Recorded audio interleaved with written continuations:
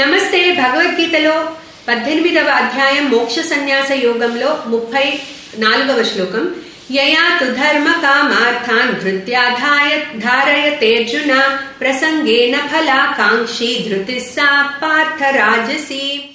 So ఈ శ్లోకంలో భగవానుడు రాజసికమైన ధృతి ఎలా ఉంటుందో చెప్తున్నారు. ధృతి అంటే పర్సివరెన్స్, డిటర్మినేషన్ అనుకున్నాము.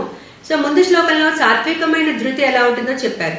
సో అటువంటి ధృతి ఫోకస్ తో కూడి ఉంటుంది, సెల్ఫ్లెస్నెస్ తో కూడా ఉంటుంది. సెల్ఫిష్నెస్ అనేది ఉండదు.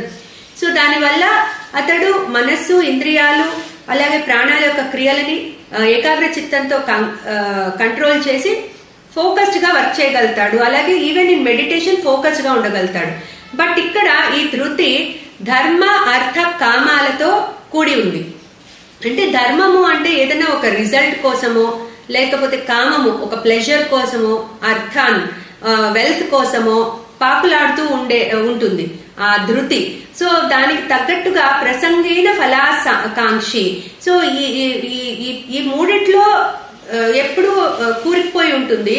ఐదర్ ఒక రిజల్ట్ కోసమో, లేకపోతే వెల్త్ కోసమో, లేకపోతే ప్లెజర్ కోసమో. సో దానికి తగ్గట్టుగా ప్రసంగేన ఫలాకాంక్షి. సో ఏ రిజల్ట్ కావాలో ఆ తగ్గట్టుగా వర్క్ చేసుకుంటూ ఉంటాడు. సో ఆ ధృతి అనేది సెల్ఫిష్నెస్ తో కూడి ఉంటుంది, ఈగోతో ఉంటుంది, ఇండివిజువాలిటీతో ఉంటుంది. సో భగవానుడు ఇటువంటి ధృతి గనక ఉంటే అంటే అది డిటర్మినేషనే. సో ఇది కావాలి, ఒక రిజల్ట్ కావాలి అనే డిటర్మినేషన్, అట్లాగే ఇంత ప్లెజర్ కావాలి అనే డిటర్మినేషన్, దెన్ వెల్త్ కావాలి అనే డిటర్మినేషన్. సో దానికి తగ్గట్టుగా యాక్షన్స్ చేయడం, ఆ కోరిక ఏ కోరిక అయితే ఉంటుందో దానికి తగ్గట్టుగా యాక్షన్స్ చేయడం. సో ధృతి, ఈ రకమైన ధృతి ఉంటే and which is associated with ego and individuality and selfishness. So ఇటువంటి ధృతి రాజసికమైన ధృతి అని చెప్తున్నారు భగవాన్.